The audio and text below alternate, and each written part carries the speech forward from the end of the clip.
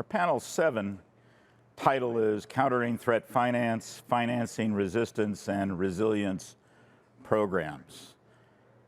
These programs have to be financed. Who finances them? What methods of finance are used? Or should they even be financed? Are some of the topics that will be covered by a distinguished group of economists, beginning with Dr. Blomberg from the California Institute of Integral Studies, followed by Mr. Daniel Egel from RAND Corporation, and finally Mr. Adam Frost from the Ex-Im Bank of the United States. I've sort of led with them with a couple questions, and I've said that R&R operations are financed sometimes with gold bars carried by Special Forces soldiers, sometimes direct payments from the United States, for example, to the Kurds, and everything in between. And I'm hoping that our panelists cover the whole spectrum and even talk a little bit about what are the results, what are the second-term effects of payments to R&R operations. First off is Dr. Brock Blomberg. He's the 7th president of the California Institute of Integral Studies. As a macroeconomist and has expertise in the economics of terrorism, which he's published widely about. Blomberg's scholarship has forged connections between economics, politics, and philosophy. He was a senior economist for the President's Council of Economic Advisors under President George Bush, and was the U.S. representative to the Economic Committee for Asian Pacific Economic Cooperation. He also served at the International Monetary Fund, the World Bank, and the Federal Reserve Bank of New York. Served in the military for 8 years, graduated magna cum laude from the University of Tampa, and holds a doctorate in economics from Johns Hopkins University. I've asked Dr. Blomberg to actually address something in addition to financing R&R operations. It's if he can draw some parallels on the economic costs of conflict. And in this case, I hope you will examine the cost of conflict, creating disruptions in trade, ultimately on prices, and in today's vernacular, supply chains based on his previous work. So Dr. Blomberg, good to see you, and welcome. We look forward to your 10-minute comments. Thank you so much, and I want to begin by thanking all of you for inviting me today. I look forward to a robust conversation. So what I wanted to talk to you about today is to give you an example of how, when you're financing R&R and areas like that in conflict, how that actually can impact economic transactions, whether that matters in terms of trade, whether that matters in terms of prices, and the like. And I wanted to use an example from some of my previous research to point out how you could see some of the way in which, if you can manage conflict in a way, how that can actually stimulate and improve economic activity. And so I wrote a paper a couple of years ago with Russ, Egel, and we looked at this exact situation in Iraq. We had special data that allowed us to look at a variety of goods, and we wanted to investigate whether or not different levels of security, whether or not you could actually encourage economic activity with good security, whether that actually had any economic result, any economic impact. And that's what I want to talk a little bit about today, and then extend it to the current situation in the supply chain situation. So what I want to talk to you about is, let me begin with just real basic economic theory. And that is, it should be the case that any good you get, like a latte here, should have really the same price wherever you are. And if you're in New Jersey and you travel across to Pennsylvania, it should cost about the same at your Starbucks. And what economists have been puzzled by is if you do that same kind of transaction and you go from New York into Canada, you find that there's a much bigger dispersion in prices. And that's this idea that because borders are different, that this creates some impediment, a transactions cost. And so so whether you're ordering your latte with oat milk, I know that's usually how Russ gets his latte, or whether you get your latte with milk, it should cost the same. So what we did is we wanted to look a little bit at price dispersion of goods like that in Iraq. We wanted to look at it during a time of conflict, during a time of more security, so during the surge, and then after the surge. And we wanted to see, was there the same kind of price dispersion, or is a cup of coffee the same wherever you are? So if we can switch the slide here, you can see essentially the current environment we're in right now, which talks a little bit about how supply chains can be disrupted. And you can see from this graphic, this is data on what containers cost. And I want you to look at two different lines here. One, of course, this is what everybody's talking about, the real increase in inflation, the fact that prices are rising. See that big spike over time as there's been a supply chain disruption. But if you'll also look, the gray area around that spike shows the relative dispersion across the different channels and the different prices that are quoted, and how it's not just that prices are going up, it's that some people are getting quoted different prices than others as they're going up, and that level of price dispersion can disrupt trade. Certainly the price disrupts trade, but also the fact that there's uncertainty about, which price is going to be set, and when a contract is started and a contract is ended, if these things adjust, how that can be very disruptive. So this is the current environment. Let me relate it a little bit to our study. We can go to the next slide. So what this graphic shows you is a heat map of Iraq, and it gives you 3 different time periods: before the surge, during the surge, and after the surge. And essentially, if price dispersion was around 20%, which, by the way, is close to what you see in a lot of other industrialized countries or in a lot of other areas across borders, then you get that to be a very cooler dispersion. That's where we see blues. And as prices get much higher, if you see that go from 20% and you're jumping up by several points to 25%, you see it start getting towards red. And really the only purpose of this diagram is to show you how during times when you can increase security, when you can finance R&R, when you can look at different moments when you're trying to minimize the disruption in trade, you actually see the price dispersion fall quite a bit. So during the surge, you see a lot of the hot areas become cooler. And even after the surge, those areas that become cooler, while they heat up, they don't heat up quite at the level they did before the surge.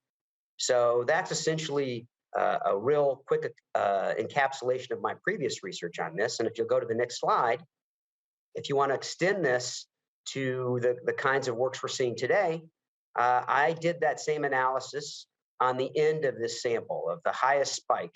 And you can see if you're able to contain that kind of disruption like that happened during the surge, you would see that the overall dispersion is minimized. Those red lines describe a smaller dispersion.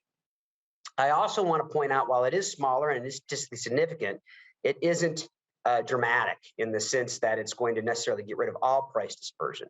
And I think that's always important to see, is that while there is impacts here, it's not going to solve any major economic situation. It's just going to help us see that it improves things, but there are limitations to the improvement.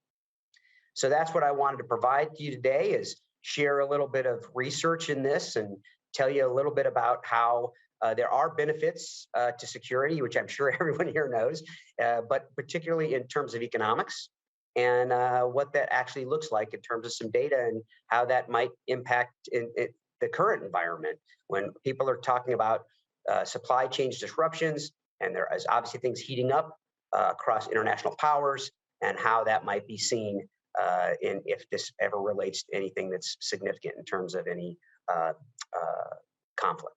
Thank you very much. Panelist is Daniel Egel, is a senior economist at Rand Corporation, and a professor at the Pardee Rand Graduate School. His work at Rand is focused on the intersection of economics and national security and includes a holistic analysis of America's irregular warfare capability.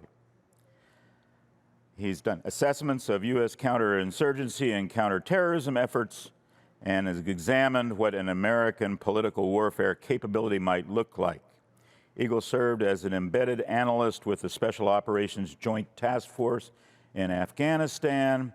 And today, specifically, I've asked him to think creatively about financing R&R operations, perhaps even using in-kind transfers instead of money. And before you start, Daniel, I've known you for several years, and I must say it's the first time I've ever seen you in a tie. So thank you very much. Good morning, and thanks, Russ. And Russ, as you well know, you're part of that political warfare conversation, which is an ongoing effort. So I'll lead off. I'll just offer 4 observations that will hopefully nest about this question of threat finance and R&R, which are 2 sides of the same coin. First, on the countering threat finance from the adversary side. The observation I would offer there is it's really hard to stop threat finance. I think as folks probably know, USS Cole, which is something I know very well from my time in Yemen, I think that attack cost $10,000 to finance. It's remarkably cheap to buy a boat, put some explosives on a boat and drive it into a US ship. And to follow up on that example, in the context of some Department of State work where we needed people to collect data in Yemen during the war, I, on several occasions, moved $20,000, $50,000 in ways that are probably undetectable to the US government.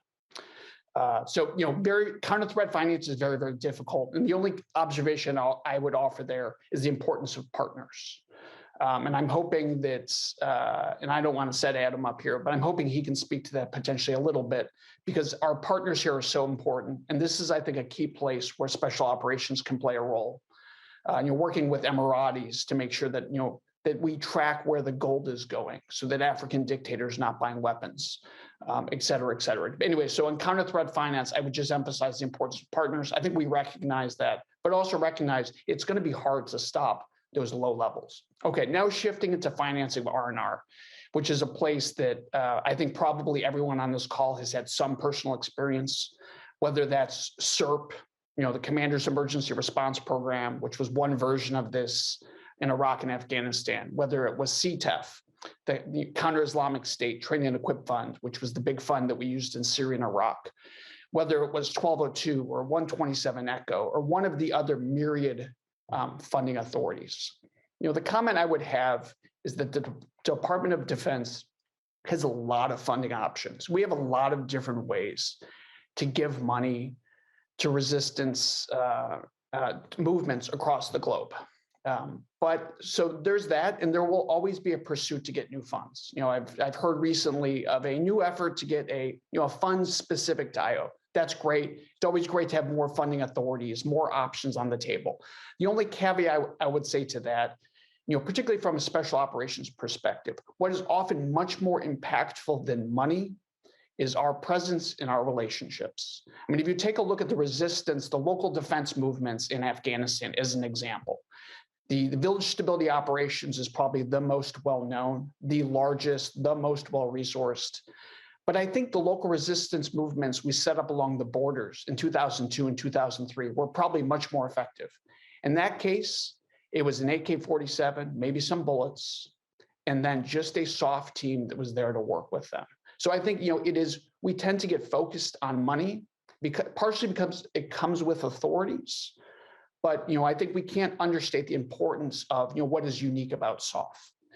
Okay, so that's, on the DoD money, lots of authorities. But I think the one thing that we've forgotten over the last 20 years, with big money, this global mission, lots of different kinds of authorities for moving money, is that the DoD has lost sight of the importance of the interagency and what the interagency can bring to bear.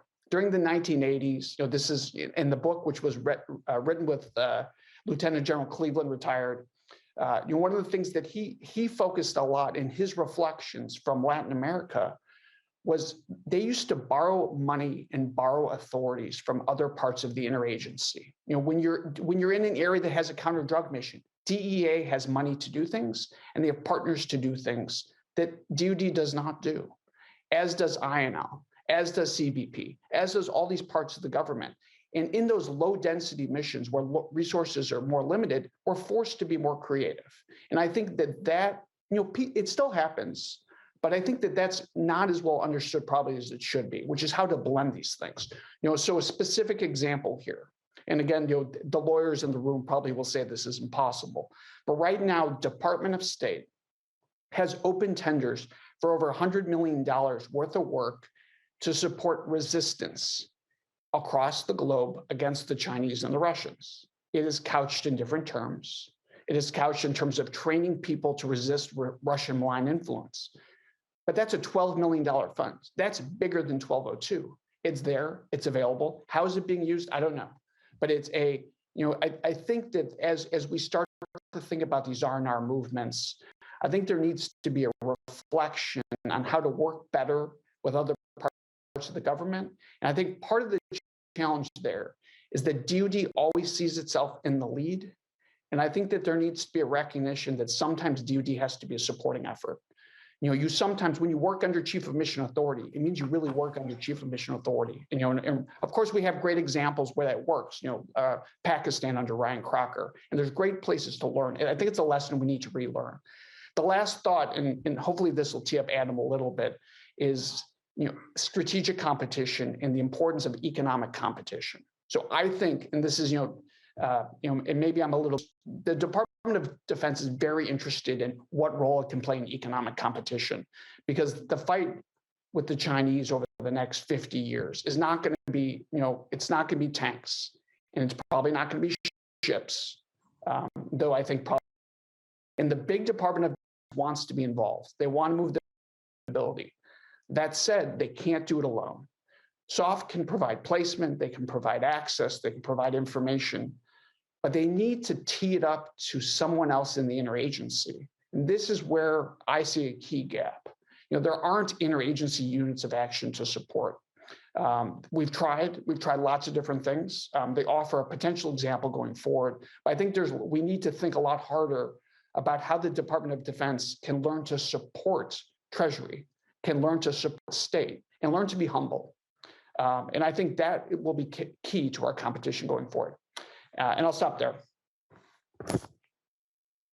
Our next presenter is Mr. Adam Frost. He's the Senior Vice President for the China and Transformational Export Program, CTEP, and the Export-Import Bank of the United States. Prior to joining XM, Adam was the Director of the Air Force's Office of Commercial and Economic Analysis, OCEA, and spent 7 years on the Joint Staff J8. Concurrently, Lieutenant Colonel Frost serves as a Foreign Area Officer for the U.S. Army Reserve, who supports the Defense Attaché Office Embassy in Beijing. Adam, I think Daniel already asked the questions you probably need to answer, so the floor is yours, sir.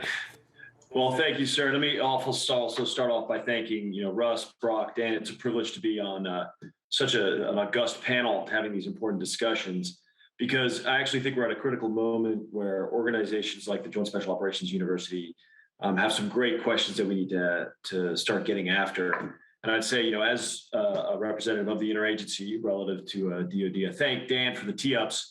I look forward to continuing the conversation, because what I'm going to offer today is a couple background thoughts. I got really sort of 2 quick points to make, and then I'm going to lay out a series of questions that I hope could get us into discussion. And so I'll start off with this, which is kind of this statement about the DoD's dependence on the commercial sector, right? So I'll use this as an example. In 2018, the National Defense Strategy, right, says that they did a good job of saying, here is our central military problem. What they said was eroding U.S. military advantage via the United States being via China and Russia is undermining our ability to deter aggression in key strategic regions. Okay. What I would contend is that an effective military advantage is predicated on the department and its services having 3 things. The first is access to the research and development that leads to the innovation of future capabilities and concepts, right? The second is an ability to reliably and securely acquire the capabilities and capacities that are currently planned, approved by Congress, et cetera. And number three is to provide the support for the people, places, and agreements that constitute our posture globally. And I would contend that this idea of economic statecraft is eroding military advantage in the economic and commercial domain, because without a lead in the commercial technology and the strong industrial base, the American people can't afford, and the Department of Defense cannot sustain its military technological advantage. But this is where it gets interesting, is you got to step back and ask ourselves, what do we mean when we say economic statecraft? And I'm going to propose to you a slightly unconventional definition of when we talk about economic statecraft. Traditionally, when we talk about economic statecraft, what you have is governments talking about using the tools of state, the tools of a government, to affect the decision-making of another state, right? So I'm going to tariff you to get you to change your policies. I don't like what you're doing, or I'm going to do a free trade agreement with you to bring you closer to me politically, et cetera. But under that model, right, efficacy is measured by its tools of economic tools shaping the decision-making of another state. And I would contend that in this 21st century competition we find ourselves in, that is fundamentally irrelevant to some of what these countries are doing. The People's Republic of China is not attempting to change President Biden's mind. They're trying to take the industry, right? And the principal object of action in this domain is actually companies and markets. Right? So the actions of the foreign state is to affect companies, markets, and the market positions of them.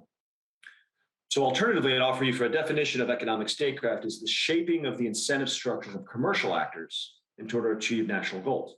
So again, I'm not trying to shape the decision-making of a foreign government. I'm trying to shape the decision-making of commercial actors in the states. So 2 points I'd like to make is point one is I would submit to you that in the contest we find ourselves in the 21st century, it's actually the economic contest that is going to decide the military competition long before the shooting ever starts. This is me in violent agreement with Dr. Dan Egel. And the second point I made is actually a structural argument, because I would contend that it's American workers and American businesses that are going to decide that competition. And that's not an attempt to make a political statement of any kind. It's structural. The US, we have a tendency to often confuse USG with USA, but in actuality, the United States government lacks the agency to affect where most of the commercial activity is happening. It's just the nature of our system. That leads to a couple of interesting points for the Defense Department in the conversation we're having today. So first is the violent agreement that in many cases, DoD is in a supporting role in the economic contest, not just relevant to the interagency, but relevant to the American economy and American business. And the second part is that for those of us that were raised by the department that crave unified command and control, it will not exist in this space. We have to get very comfortable with the idea that there is going to be no JIADF, no central government agency that's going to have enough literal agency to have efficacy over the questions that we're talking about. It's going to be much more diverse, which actually I would contend our special operations community is most intellectually adept at managing. So I leave this all to say that I'd like to challenge the team here with some questions, right? Which is, what is the role that the special operations community should play in this commercial and economic domain? The way some people talk about it, so you talk about stimulating key industries. I mean, there's a great example. SoftWorks is a fantastic tool that's not only bringing new capability in the special operations world, but it's also providing capital and stimulating those industries. They can go out and generate commercial activity, and they become thriving businesses. It's fantastic. Is that the role to play? There's a role in defending key industries. So if the Export-Import Bank and others do our job and we take One Belt, One Road pins out of the map and we help place US vendors or doing infrastructure projects around the world in some risky markets, is the special operations community going to show up with more JSETs to make sure that the host nations can protect that infrastructure and provide the security, to provide the growth that Brock was talking about before? And the last part is these questions about attenuating the economic strategies of others, right? Is the special operations community going to grow itself to help having that kind of an effect in the economic domain? And so the last question I asked, and that then leads you to the questions of what are the capabilities for DoD, let alone SOF, needed to participate in this? What is the role of the relationship building that you can do, right? To help us set the conditions with placement access, et cetera, to help advance the problem. So I'll sum up by saying I think this is a fascinating time, and this is an unexplored question of what role the special operations community should play in this domain. And I'm excited to have a conversation about what we can and should do in this space. Thank you for the time. Thank you, Adam. We have some questions. We will perhaps tease out your questions, Adam, a little bit later in the presentation. I have one specifically for Dr. Blomberg. And I have to interpret here a little bit, Brock, but the question is, did research on the impact of conflict and stability on supply chain disruptions and pricing address regional, relative urbanization, ethno-religious, level of economic development factors, variations in Iraq? And were these factors related to, anyway, to the rise of militias and terrorist operations? That's a big question. Let's see what you can do with it, and maybe I can tease out a little bit more. So up to you. Back to you. So I'm happy to address this question. And I want to encourage, if you're really fascinated by this, I'm happy to share the published paper. It's in the Journal of Law and Economics. I love the question because it sounds like you've read the paper, because those are some of the things that we did look at specifically, if I understand the question correctly. So one of the things that we wanted to look at initially was, could you think of Iraq as actually not one country, but sub-countries? Areas that were managed by the Kurds, areas that were managed by the Shia, areas that were managed by the Sunnis. And what we found is the price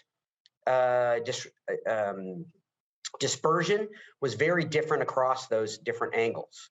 And so there was definitely an impact based on these sort of, we call it lines in the sand.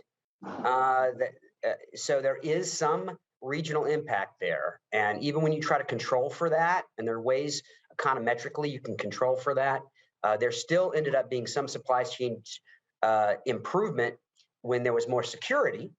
But obviously a lot of that had to do with whether there were ethno or religious linkages, which would improve certain types of trade. The other part is, was this also impacted by the types of terrorism or militias? And that's another variable we included here. It was to see how many deaths there were, fatalities there were during this time. And we included that. And yes, that was also related to these things. But what was really interesting in the study was even when you try to control for differences across religious, differences across cities and urbanization, differences across terrorism, there was still an impact from a more secure time. There was still a decrease in the price dispersion during the surge than before or after. Okay, thank you. We have another, perhaps macro question here that I'll give to the whole panel. So we've heard a lot about the China's Belt and Road Initiative, and usually it's in terms of more, not just surprise, but there's a fear of the Belt and Road Initiative usurping U.S. prominence around the world. There's another argument that perhaps the Chinese are overextending themselves with the Belt and Road Initiative and may be a precursor to economic problems that they're having, more economic problems that they're currently having in China. And you don't have to answer that question, but I would like each of the panelists to perhaps give us a couple of minutes of their impressions, opinions on the Belt and Road Initiative. And I'll start with Adam. Uh-oh, I get to go first. It's always dangerous. Thank you for the opportunity. So when it comes to One Belt, One Road, I think there's a lot we're still learning about it and what we can and should do and the risks of the influence. I think awareness of it now is at a sufficient point where we are. I don't know what the first step of the 12-step program is, but it's awareness we've recognized as a problem and we're trying to figure out what we need to do about it. I think, though, that the first reaction is, well, we need to mirror, go dollar for dollar and go after it. And I would counter that. What I've learned in this space in the last couple of years is there are some places where they're taking a bath, right? There are some places where the PRC is investing in projects where the fact that they have to foreclose on assets, which to be honest, they don't actually do that often, right? The Hambantota port is the famous example. There were some rumors about what's happening in Entebbe, but they haven't actually foreclosed on the asset yet. But as this unfolds, that's actually it's demonstrated to the world that how they do business is not necessarily in the country's interest, and it's actually helpful to us. And that there are some places that are frankly just very risky markets that if we want to find a place where they're going in there and risking all their capital on risky projects, that might be okay. But I would take a step back and argue that because this is so new, I don't think we have the language or the frameworks yet to really be able to come up with the good solutions. And that's why conversations like this are so important. We need innovative thinking on what does this really mean? How do you want to compete against this on a global scale? And I think now is the time for folks to be coming up with interesting and new ideas for it. So if that's helpful, Russ, I'll pause there. Great. Daniel? Thanks, Russ, and thanks for the question. It is I think it is the question of our generation of the next 20 years. And I'll parrot something Adam said before, which is we have to be prepared to not be able to have C2, command and control over our response to Belts and Road. For me, Belts and Roads is a clumsy Chinese response to their lack of ability to compete. Our private sector is so much stronger than theirs, so much more competitive. What the Chinese have done, they're late to the game. They're late to competition in lots of these markets. And what they're doing is they're subsidizing their companies to go into places where it doesn't make sense. There's a big discussion now over the port of Haifa. And the only bidder that wants to bid on it is China. And it causes us lots of, it makes us concerned because we're going to lose that strategic space. And that, we should be aware of that. We should be prepared to respond. But if our private companies do not want to go there, there is not money to be made. And so I think, to Adam's point, two kinds of language, how to respond. Our initial response, we want to do something the same. We want to do something big and clumsy. And that, people probably don't agree with that in terms of the Chinese. But I think rather than being big and clumsy, if we also want to subsidize our private sector, I think we need a 50-year plan or a 30-year plan. These are the sectors we need to engage in. It is a priority that we get rare earths out of East Africa. So we're going to subsidize the private sector. Maybe we do it through JSOUs, as Adam was saying. We don't only have to subsidize through money. We have other ways of subsidizing. But we need someone to do that version of economic statecraft. And and Adam, I love that definition. I hope you have written that down somewhere because I think that's a really compelling definition. I guess the last point I'd return to is our private sector is the best. It is the most robust. It is the most capable. And our private sector people are the best on the globe. And we cannot forget that. And we cannot forget that the DoD cannot control them. Brock, over to you. I think I'm going to agree mostly with my fellow panelists because they're way smarter than me. But I do want to just bring a little bit of the economic lens here. I think if we're going to engage in these sorts of activities, we have to know what the objective is. Is the objective about economics?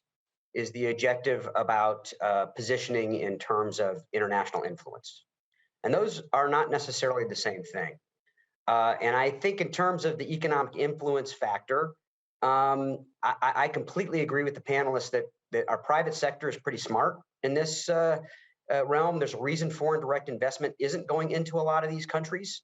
It's because the return on investment isn't going to be all that great. And, if I'm a firm believer, if there's $20 bill lying on the sidewalk, someone's going to pick it up. And I think that's kind of the way the private sector rolls. So for us to take a stronger position in this, then I think we have to understand that we're doing it for another purpose. And we're worried about whether or not it's about international influence.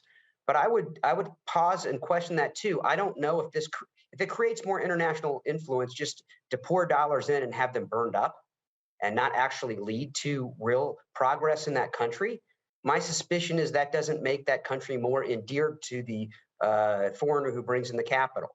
And sometimes when the foreigner brings in the capital and it does really well, that doesn't endear them either because they feel as though that's a lot more about imperialism and these other sorts of things. So I think trying to make it about international strategy is something that's well over my pay grade. But I think that's the way to look at it more than look at it on the economics of things. So I have a great question for the panel. Almost all R&R programs mentioned here take time, months, years, not weeks, days. DoD, Congress, and the population like short-term projects and short-term results. How can we pursue long-term R&R plans, ensuring resources and attention isn't diverted when our partners need us most? And I recognize and understand that's a very broad-based question, but I think a good one. So let's start with Daniel on this one. Yeah, it's certainly a great question. The number of times people have said that we need irregular warfare campaigning, long-term campaigning, since Kennan, if not before. I mean, we're cognizant that this needs to happen. We're also cognizant that this is a challenge. And I certainly don't have a silver bullet, but though I will make the observation that low-density missions that are outside the public eye, can be longer term and can be more effective. The Latin America over the last 20 years has actually done reasonably well. We've had enduring missions. Colombia is probably the best example. There's been some ups and downs, but we've been able to have a long-term, consistent mission for decades under the chief of mission, and it's been remarkably effective. That is not scalable, but I think less money, less resources is probably better in the long term. Let's go to Adam next. Let me caveat everything I say by violently agreeing that I definitely don't have a silver bullet on this one. We need some new ideas. But for the idea of keeping long-term attention, the first thought that jumped into my mind was long-term loans. I mean, you're talking like 15, 18, 20-year loans that create a business relationship between buyers, sellers, with a bank playing the role of financing intermediary, that then creates incentive structures for everyone to stay connected and be responsible and build a relationship over time. I mean, at its best, what the PRC does is not one of the reasons they have to go outside of international norms is precisely as what our colleagues said. They don't have the relationships and they're playing catch up and they're trying to use cash to replace that relationships piece. But when business works very well, the contractual relationship actually builds more than just the transition of goods and services and financing. It actually builds partnerships that are long lasting. And I think that there's not that that's going to be a silver bullet in any way, but it is another way for us to start thinking about, okay, as you're trying to build long-term attention, well, if I owe you a lot of money for a long period of time, I have a reason to keep in touch with you, right? So I'll offer that as a innovative way on top of all the things that we know we have to do that the special operations community is exceptional at. Brock, any comments? Just briefly, the one other area I would have us consider is the possibility of multilateral engagement. We do have vehicles out there that can encourage this. It doesn't have to all be on the backs of the U.S. in terms of this. We have the IMF, the WTO, the World Bank. We have other ways that we can engage that way. And I think to the extent conversations can be coming from, more stakeholders getting excited about something, that's going to have the opportunity to last longer. And that would last longer than whoever's in office for the next 4 years. And I think that's sometimes where I think sometimes the short-term challenge is that we're trying to do things in shorter periods of time when people have access to the democratic power. And so I just would encourage us to consider how different kinds of multilateral engagement can also improve this. I have a specific question for Adam. With the role of the U.S. government indirectly enabling U.S. business and economic competition, what are some soft mission sets you foresee in helping the nation maintain competitive advantage in economic competition? And my guess is, from what you said previously, you're not too sure there are soft mechanisms. Actually, I think I've always learned that the smartest thing to do with the special operations community is tell them that they can't do something. And then all of a sudden you'll find out new and interesting ways that things get done that you never knew were even possible. So part of my goal here today was to do a little bit of a prod to say, well, listen, there's going to be some hard thinking about what role should SOF play. I mean, there are some, as I think, I'm going to look on the stimulating of U.S. business and interest. I think there's a lot of interesting things you could do. More frameworks are needed to understand this phenomenon we're talking about. The simplistic one that's used right now is this concept of you've got protect. If I'm trying to shape the economic incentives of commercial actors, I have to protect. I got to make sure my guys are okay. I got to promote. I need my guys to be running faster. And then there's this other thing called project. It's about attenuating the strategy of my competitor, right? Throwing things in the way of him to trip up his approach. On the first one, you're talking about the best tool that DoD's got that I can think of is its acquisition powers and the money that it spends, which can be used very effectively like SOFWorks is doing and some others. On the protect side, on the soft bit, there's an interesting question of does the special operations community want to get into the business of training overseas security forces to protect infrastructure that is a taxpayer investment, right? So if you're going to ask your interagency partners, my organization included, to take financial risk by supporting counter Belt and Road activities such as like large infrastructure projects overseas, are you prepared to then help some people out there to go protect it if there are other activities that go on? And I can think of a few examples of that. And then lastly, this is where I think there's some very unexplored territories. What are the things you guys want? What role do you want to play in undermining the business plans of competitors, and under what authorities can you do that? And I don't know, I think this is it's a blank canvas that hasn't been colored on yet. Okay. Daniel, any thoughts? Yeah, just one quick thought, and Adam, you raised, I think, a great comment at the very end there, that a lot of the conversation I've seen within the community is about how to disrupt. How can we disrupt the Chinese? How can we, whether that's East Africa or somewhere else? In terms of, and this is not SOF specific, but before we do that, I think we need to have a capability to assess what the impact on the US economy will be. I don't think we have any real understanding of our own resiliency or lack thereof. It's great that we can destabilize, and I've heard crazy things proposed in this community. And then we only focus on how it's going to impact China. We don't discuss how it's going to impact the United States. And I would say, one other thing that SOF can do, because it's remarkable, remarkable contracting mechanism. SOFWorks is, I think, a great example, is start driving a conversation with the private sector about how to work together. I've never really seen it at a strategic level in any consistent way. There's one-off meetings. We'll bring some executives to the White House. There will be a meeting. But special operations has remarkable convening power, probably better than anyone in the Department of Defense, and remarkable thinking capability. So, it would be really interesting to have that conversation with oil companies, with ports, with other folks in terms of, how do we work together? Brock, any thoughts? Just continuing this point of this is an interesting time, and this is an interesting question for us to be asking during this time. I, as an economist, a lot of times you look at history, and there isn't a lot of good history to support a lot of success in terms of ways of doing this. So I think that this could be a new avenue for us. And the older mechanisms that we see over and over that have been tried hard, getting people to change their exchange rate, getting large movements, they don't seem to have that much of an impact overall. So I think that this could be a new avenue. Well, we're going to segue taking Daniel's answer here to the last question, segues into the next question. How do you influence U.S. businesses and corporations to engage in this economic contest against China when some of these companies have significant investments in China?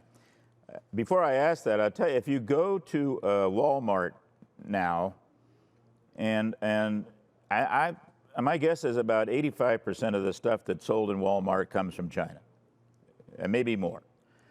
And there's a lot of shelves that are empty, and people are complaining, but they're not complaining about they're not complaining about China. I mean, so think if there wasn't this bottleneck in ships and ports, think if they stopped, the United States stopped China from competing in our market, what the results might be. The second and third order effects, I think, Daniel. So Daniel, I'm going to start with you, actually, because you sort of raised the question yourself. Yeah, I think this is a conversation I have with my father all the time. And I've told him that he cannot give my kids any Christmas presents from Walmart for exactly that reason. But anyways, that's a much longer conversation. I will say, in this, and I think Brock raised this concept of, we're a democracy. And we are not going to tolerate, the American people are not going to tolerate massive competition with China because it will disrupt our entire economy. If we close the strait, which some people have proposed, it will be open in a day, because there is no way there's no way that Congress is going to sit around and let that happen. Anyways, I think it is our independence is remarkable. I would also say that the vast majority of Chinese probably agree with the American way of life, and they agree with the American economic approach. They want to be like us in their own version of reality. That is the vast majority. And I think, and this is something that I've heard lots of folks in the SOF community talk about, which is how do we engage with the population? And I think it's a 50-year process. And I don't think we have a 50-year plan. The best the DoD can do, and they're probably the best in the government, is a 5-year POM, which I think this is a generational fight. And I think we need to plan for a generational fight. Adam? I mean, first of all, as usual, I'm just drafting off of Dan here in most of this conversation. I think one of the things I point out, the macro point, I think the smart question that was asked is hinting at is, as you start thinking about a new dimension of competition that we haven't had to wrestle with before, what's really interesting to me to watch is that the national security and foreign policy community is now starting to have opinions about domestic economic policy in a way that we really haven't in years, definitely in my career's time, right? We could say 30, 40 years. And that's just, first of all, it's a recognition that that's new, right? And so saying, okay, how do we affect these US companies that have these businesses in China? These are not all, it's easy to say, why aren't these people being more patriotic? When the reality is they got to make payroll. And some of these paid folks in these businesses are operating on shoestrings, and they've set up things where they are. So my conclusion is, to Dan's point about generational, multi-year, is setting the incentive structures in place to make it, to give a business case or business incentive for shifting away. And that's not going to be fast. The immediate reaction is going to be regulatory, right? And that's what you've seen with FIRMA, ECRA, the tariffs that the Trump administration put in place. The immediate response is the stick. The carrot is going to take a lot longer. And if anyone can find a way in different sectors and industries, because it's going to change by sector, to make it profitable to shift, then the private sector will take care of it for us. If you can set the conditions in place such that actually you have a business case for moving away as opposed to moving to, then that's where things are going to change. And so to that last point I'll make is about this issue of DoD in a supporting role, is from a government point of view, all the authorities to affect that lie in the economic agencies. So even if you have the best ConOps in the world and I've thought this thing through and it's absolutely brilliant, DoD will never have the authority to affect it in toto, because we're not going to militarize the entire United States economy. Even during the Second World War, we didn't do it. So it's a mindset shift our own in that supporting role of saying, what are the things that you can do to help other agencies, and then ultimately U.S. business and U.S. economy move in the direction that has a strategic impact. And I'm telling you, it's just hard, guys. I wish there was an easy answer on this. But again, it's exciting because we're at the front edge of this thing. Brock, any thoughts? Yes, and I'll also use Daniel to break through. I'll use my version of his Walmart joke, which is Larry Summers, the former Secretary of the Treasury, once said, everyone's always complaining around about the Chinese until it's Christmas time. And we want toys and all that kind of good stuff. At the end of the day, I'm going to be a little bit out of the norm here, in the sense that, I almost took a pledge when I got my PhD in economics about free trade. And I do believe that it may not be in our best interest to look at this as a conflict between the two nations in terms of economics. Trade deficits, I think, are actually not necessarily a good or bad thing. It just shows what goes on. We're more of a consumption-based society. They're more of a saving-based society.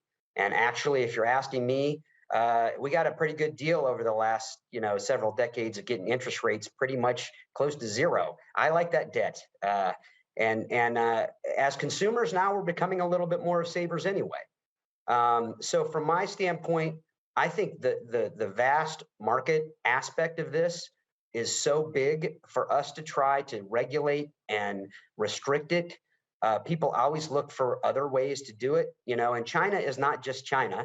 Obviously, it has its own supply chain structures throughout Asia, and we even use some of that in our own inputs. So I think it's complicated.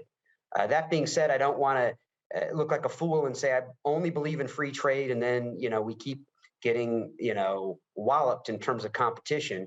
But I think the evidence in general is that the U.S. economy is doing pretty darn well in terms of our industries and competitiveness. And so I tend to be more on that side of this. But I do understand that long term, if you keep getting punched in the face, that you do have to consider alternative strategies. So I'd like to round out our panel with quick discussion on microeconomics and the importance of microeconomics in R&R operations. So, I'm a student of the Kennedy School, Harvard Kennedy School, and their microeconomics, at least when I went through, that was going to solve all international problems. So give a villager, particularly a woman, $1 and she'll turn it into $7. If you give it to a guy, it'll go to a bank account in Switzerland, right? So, but the importance of microeconomics, particularly in areas where resistance operations are undergoing, could be important. True or false? And I'll start with Adam. I think absolutely true. I mean, the tactics of this thing, or at least from where I sit in the interagency, I'm actually raw tactics, right? I'm a bank. I finance the export of U.S. goods and services, and it all comes down to the deal, which is highly specific. Now, it's shaped by the macroeconomic factors, particularly if a sovereign government is going to be the primary source of repayment. But at the end of the day, it is about the creditworthiness of the deal. And so that is a violent agreement to say, yeah, I think the micro is absolutely critical for this fight. Daniel. I have a slightly more jaded perspective. I would say, so I'll point everyone to my favorite book, which is by William Easterly. It's called The Elusive Quest for Growth, Economists' Adventures and Misadventures in the Tropics. And I would say for the last 40 years, we've been trying to do microeconomics. And we help lots of women, and we help lots of villages, and we help lots of communities. And the strategic benefits of probably trillions of dollars at this point are hard to find, very difficult to find. Find a country, Kenya was the wonderful, the success story of the microeconomics world. And then they had a revolution, they had an election, there was rioting, and it all reversed. That said, our macroeconomic tools, the IMF, the World Bank, all these other groups are also terrible. There was this thing called the Washington Consensus in the late 1990s, where we literally destabilized countries. And that said, it's the only tool, to your point, it's the only tool that we have available. But I don't think we know how to use it. The military has done great things like SERP. We did great things with microeconomic tools, helped lots and lots of people, but what did it add up to? And I think that is, it's a challenge. It's something, anyways, it's something I don't think we fully understand yet. Brock? So I completely love the book by Bill Easterly. I think Bill does summarize that really well in terms of this macroeconomic policy. And when I had the privilege of working in the White House, we tried a different stab on that in the Millennium Challenge Corporation, and it similarly had its limitations. So I completely agree with that. But I'd like to provide a little hope here, and I think even Bill would agree with this. I think there is some evidence when you look at specific examples of field experiments that have been done in developing countries, particularly if you look at examples with micro lending. And so I think if we can learn from those, and the John Bates Clark Medal went to Esther Duflo a couple of years ago, and she's done some really remarkable work on how you can set up incentives. And what we learned from this at the end of the day is it's hard. So trying to do a one-size-fits-all approach is, I think, what really harms us, because every country has its own culture, has its own history, has its own challenges with its governments. And so I think there are places where microeconomics works. There are places where the Exim Bank, where microlending, where these things can really work out. But to try to come up with an equation and extend it across, that's the big challenge here. My 2 cents. Well, Team 7, we finished 14 seconds early, so good for you. I have to tell you, one of the highlights of the last couple months is working with you guys on this project. And the first beer is on me, okay? Thanks a lot.